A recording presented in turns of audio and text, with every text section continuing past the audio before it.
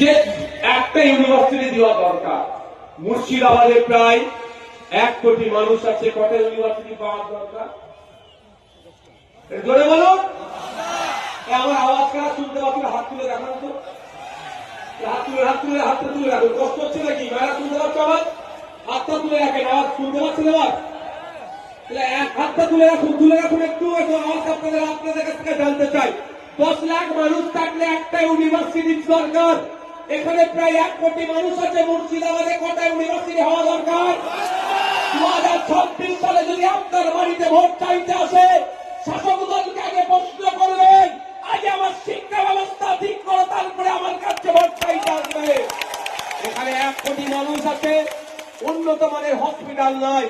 কদিন আগে দেখছিলাম দমকলে এখানে যে সুপার স্পেশালিটি হসপিটাল আছে, ওখানে উন্নত মানের নাকি এক্সরে মেশিন আছে। এক্সরে মেশিনে যে রিপোর্ট প্রিন্ট হয়ে আসবে, সেই পেপারই নয়। এটা